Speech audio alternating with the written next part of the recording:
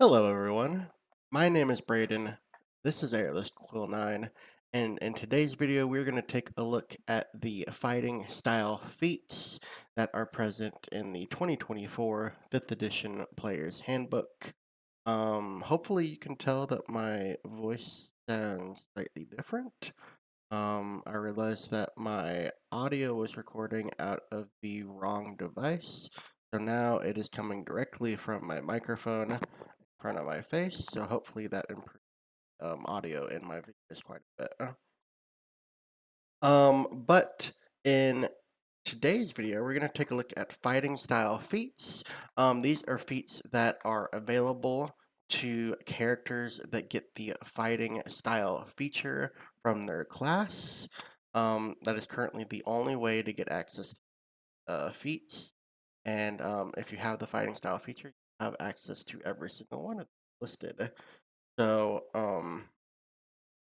another interesting point to note is as long as you have the fighting style feat, when you get the fighting style feature, uh, you gain access to take fighting style feat whenever you gain ability score improvements or a feature that lets you gain a fighting style feat specifically.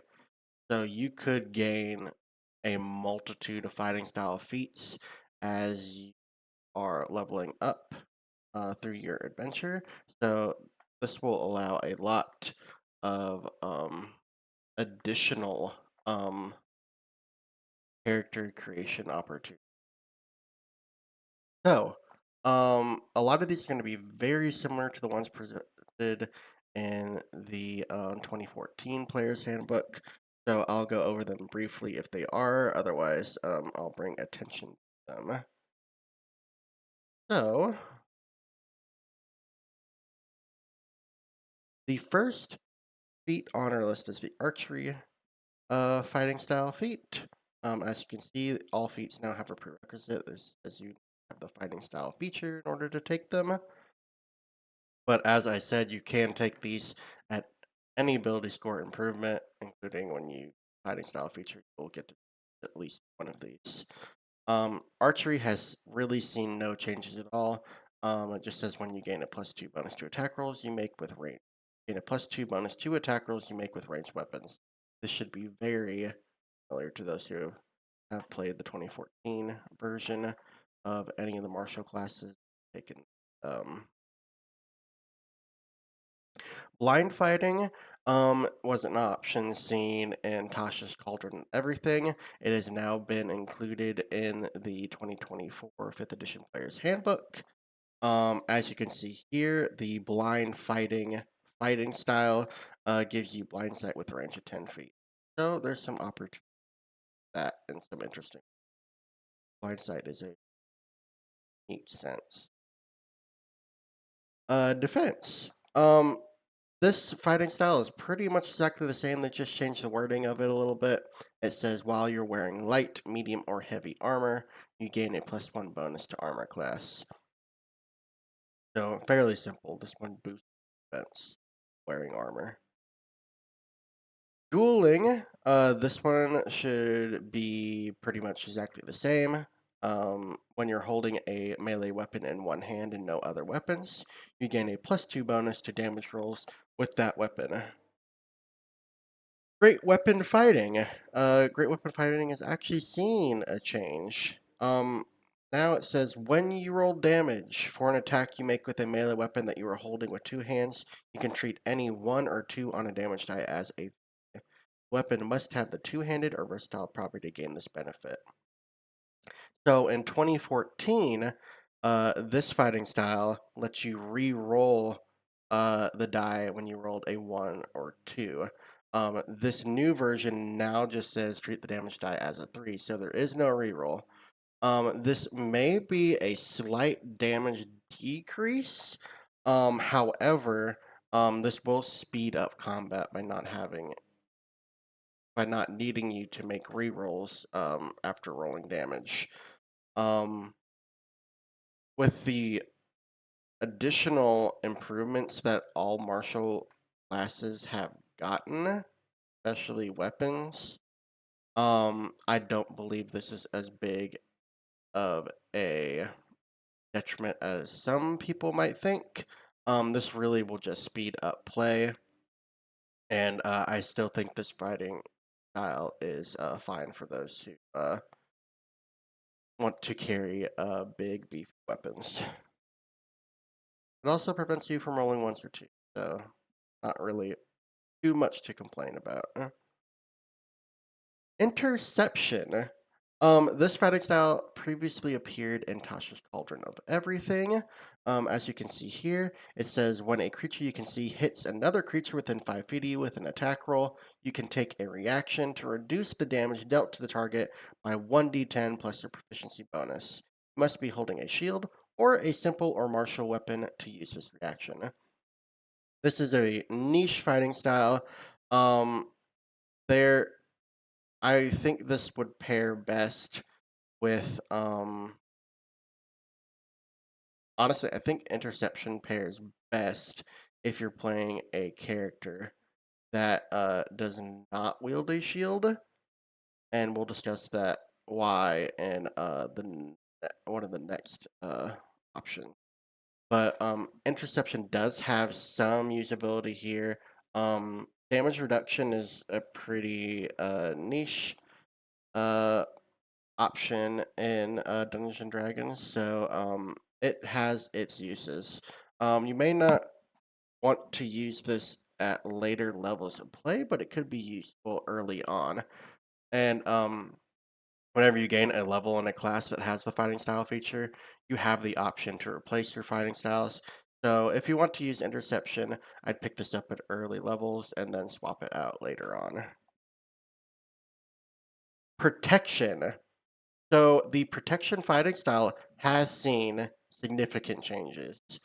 Um, Protection is notoriously uh probably the worst fighting style in the player's handbook. So they have made some changes to it, and we'll see here. When a creature you can see attacks a target other than you that is within 5 feet of you, you can take a reaction to interpose your shield if you are holding one.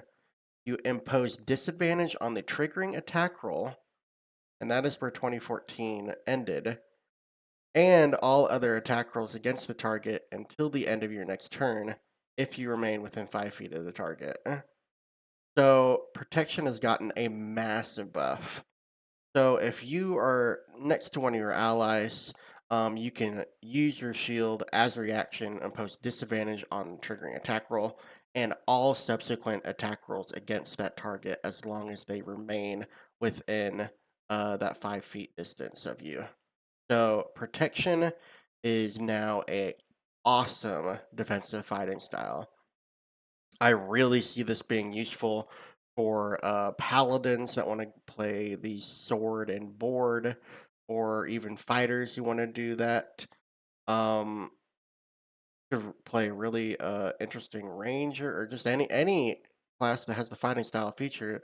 Protection is now a great fighting style option if you want to be a defensive addition to your party. Um, yeah, I see this being useful at all levels of play. Granted, attack bonuses might be larger at later levels, but you're really going to see some mileage out of this.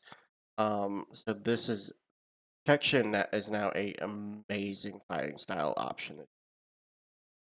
Um, yeah, I'm really pleased with the change to this. It is very, very, very good. So think about taking it. Thrown weapon fighting. Thrown weapon fighting was seen in Tasha's Cauldron of Everything. As you can see here, not no changes whatsoever. When you hit with a ranged attack roll using a weapon that has thrown property, you gain a +2 bonus to the damage roll. So this is especially useful for characters that want to really focus on throwing weapons in combat. It has usages, the damage rolls, damage boost is pretty decent. especially since most thrown weapons have a smaller damage die. So this will just help you in balance with all the other weapons. So it's a decent fighting style. I haven't personally used it, but I can see someone making a pretty interesting build with this option. And the last fighting style feat that we're going to look at today is the Unarmed Fighting. This also appeared in Tasha's Cauldron of Everything and is now ported over to 2024 Player's Handbook. When you hit with your unarmed strike and deal damage, you can deal bludgeoning damage equal to 1d6 plus your strength modifier instead of the normal damage of an unarmed strike. If you aren't holding any weapons or a shield when you make the attack roll, the d6 becomes a d8. At the start of each of your turns, you can deal 1d4 bludgeoning damage, one creature grappled by you. Now, this is an interesting fighting style option. This will put you on par with monks, surprisingly, at early levels. You could play a martial character that punches with one hand and has a shield in another. It just gives you a interesting alternative for when you're unarmed if you want to go that route. And I think this is actually a really good fighting style feat to pair with Tavern Brawler Origin feat. Because you can get really neat synergy between those two. Um, yeah, so this doesn't scale past the D8, but there are some interesting utility options with this feat. So if you're wanting to take a feat and none of the others are appealing to you, unarmed could be decent, especially if your DM is someone who likes to get you in situations where you might not have your weapons at hand.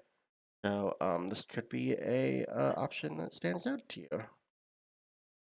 But that includes all the fighting style feats that are present in the 2024 5th edition Player's Handbook. As you can see, not too many changes. There are really only two to mention about, and then they added some of the fighting style feats from Tasha's into it. So you now have more options available to you, and some of them have been improved for the better, especially with protection. Definitely take a look at protection paladins. Um, but that is going to be it for today's video. I'm sorry it was a shorter one, but there really wasn't much to talk about for these feats. Um, I do want to say thank you all for watching. Please like and subscribe to my channel if you enjoyed this video and want to see my other content. I will be doing coverage on the 2024 5th edition Player's Handbook and the Dungeon Master's Guide and the Monster Manual once they release. I also will be releasing homebrew content occasionally on this channel at some point. As soon as I come up with ideas, I do have one in the bank that I will release soon. Um, so thank you guys. I appreciate your support, and I will catch you all later. Have a great day.